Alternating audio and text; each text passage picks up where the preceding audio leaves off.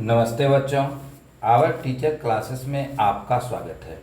आज हम लोग वर्ग 8 के हमारी दुनिया विषय अंतर्गत इकाई 1 से संसाधन के प्रश्नों के उत्तर को देखेंगे।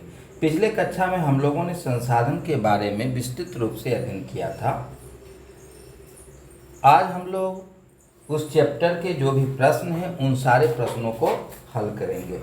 बच्चों, आप लोग हमारे चैनल से जुड़े, इस पर सरल भाषा में सभी विषयों को समझने का प्रयास करेंगे। आप लोग चैनल को सब्सक्राइब करें, शेयर करें तथा लाइक करें। तो हम लोग क्वेश्चन को देखते हैं। ये हमारी दुनिया बुक है, इसका संसाधन पाठ के क्वेश्चन को हम लोग देखते हैं। तो पहला क्वेश्चन इसमें है, इनमें से कौन एक प्राकृतिक संसाधन है।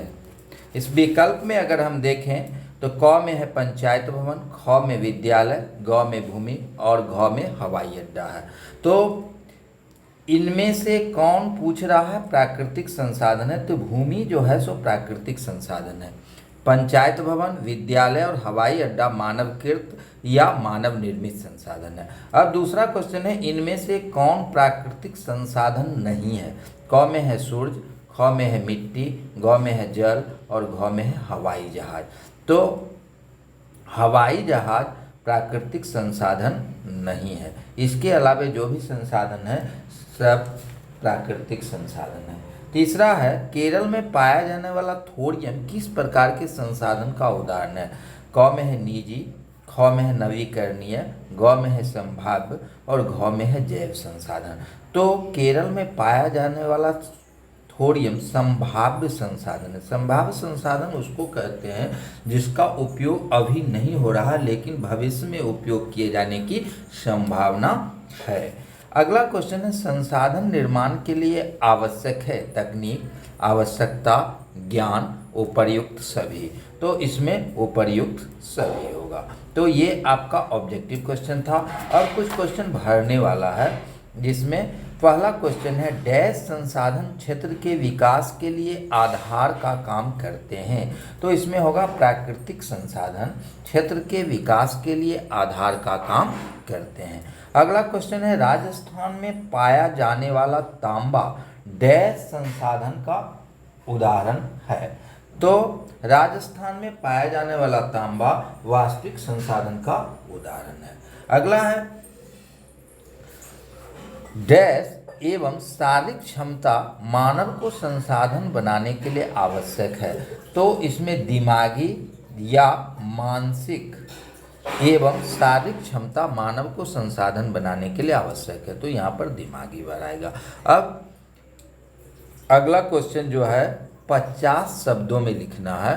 तो हम लोग को ध्यान रखना है कि जो भी क्वेश्चन लिखेंगे वो 50 शब्द के आसपास लिखेंगे। कुछ 4, 5, 10 वर्ड ज़्यादा कम हो सकता है। तो पहला क्वेश्चन हमारा है, संसाधन की परिभाषा दें। तो संसाधन की परिभाषा को लिखना है, संसाधन क्या है ये लिखना है। तो मानव प्रत्यक्ष या अप्रत्यक्ष रूप से अपनी आवश्यकताओं की पूर्ति प्रकृति या प्राकृतिक वस्तुओं से करता है। इन वस्तुओं में वह आवश्यकता अनुसार अपने ज्ञान और तकनीक के द्वारा अपने अनुकूल बनाता है। अतः हम कह सकते हैं कि मानव की आवश्यकताओं को पूरा करने वाले सभी जीव जंतु वस्तुएं पदार्थ संसाधन है। सभी प्राकृतिक वस्तुएं मानव निर्मित वस्तुएं तथा स्वयं मानव भी संसाधन है। तो ये संसाधन का परिभाषा हो गया। संसाधन किसे कहेंगे फिर से देख लेते हैं। मानव की आवश्यकताओं को पूरा करने वाली सभी जीव जंतु वस्तुएं एवं पदार्थ संसाधन है। सभी प्राकृतिक वस्तुएं मानव निर्मित वस्तुएं तथा स्वयं मानव भी क्या है, संसाधन है। अब हम अगले क्वेश्चन, दूसरा क्वेश्चन देखते हैं। संसाधनों के वर्गीकरण के प्रमुख आधार कौन कौन से हैं। तो संसाधनों के वर्गीकरण कई आधारों पर किया जाता है। सर्वप्रथम संसाधनों को 3 वर्गों में बांटते हैं, प्राकृतिक संसाधन, मानव संसाधन एवं मानव निर्मित संसाधन। प्राकृतिक संसाधनों को मुख्यतः विकास एवं उपयोग, संसाधनों की उत्पत्ति, उपलब्धता, वितरण एवं स्वामित्व के आधार पर वर्गीकृत करते हैं। क्वेश्चन पूछ रहा है वर्गीकरण का आधार क्या है, तो हमारे वर्गीकरण का आधार जो है सो प्राकृतिक संसाधनों को मुख्यतः विकास में उपयोग, संसाधनों की उत्पत्ति, उपलब्धता, वितरण एवं स्वामित्व के आधार पर वर्गीकृत करते हैं। अब अगला क्वेश्चन है प्राकृतिक संसाधनों का संरक्षण क्यों जरूरी है।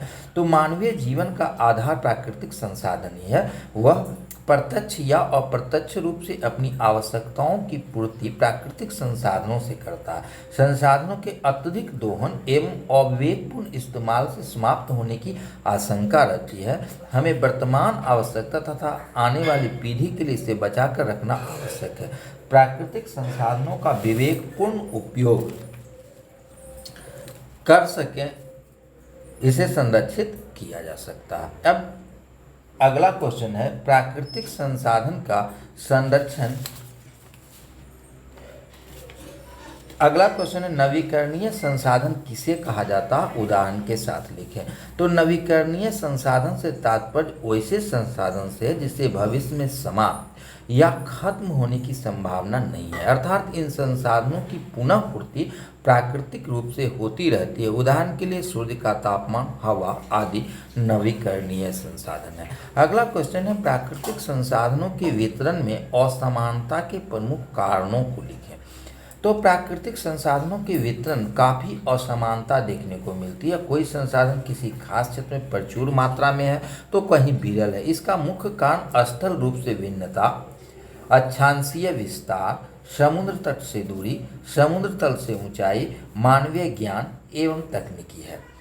इन कारणों से जो है सो संसाधन के वितरण में असमानता देखने को मिलती है। उदाहरण स्वरूप अगर हम देखें तो पठारी क्षेत्रों में खनिज संसाधन प्रचुर मात्रा में पाया जाता है। विषुवतीय क्षेत्रों में सूर्य प्रकाश की अधिकता रहती है, तो ध्रुवीय क्षेत्रों में जो है सो धीरे धीरे तापमान कम होते जाता है। अफ्रीकी क्षेत्रों में तकनीकी के अभाव में संसाधन होते हुए भी उसका हम समुचित उपयोग नहीं कर पाते हैं। तो इस प्रकार हम देखते हैं कि संसाधन के वितरण में असमानता का मुख्य कारण जो है सो भौगोलिक कारण है, उसके साथ साथ शिक्षा और तकनीकी ज्ञान है। अब अगला क्वेश्चन है निम्नलिखित प्रश्नों का, ये क्वेश्चन जो है सो दीर्घ उत्तरीय है, इसका 200 शब्दों में जवाब देना है। तो इसका पहला क्वेश्चन है प्राकृतिक संसाधन का वर्गीकरण उपयुक्त उदाहरण के साथ प्रस्तुत करें। तो प्राकृतिक संसाधनों को मुख्यतः विकास में उपयोग, उत्पत्ति, उपलब्धता, वितरण एवं स्वामित्व के आधार पर किया जाता है, जो निम्नलिखित है। विकास एवं उपयोग के आधार पर, पिछले कक्षा में हम लोग इसको देखे थे वर्गीकरण।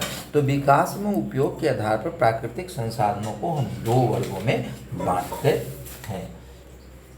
इसमें मुख्य रूप से है वास्तविक संसाधन और संभाव्य संसाधन। तो वास्तविक संसाधन वह है जो ज्ञात है तथा जिसका उपयोग वर्तमान में किया जा रहा है, जैसे उदाहरण स्वरूप पेट्रोलियम, सोना, अवरक इत्यादि, जिसके बारे में हम जानते हैं और जिसका हम उपयोग आज कर रहे हैं।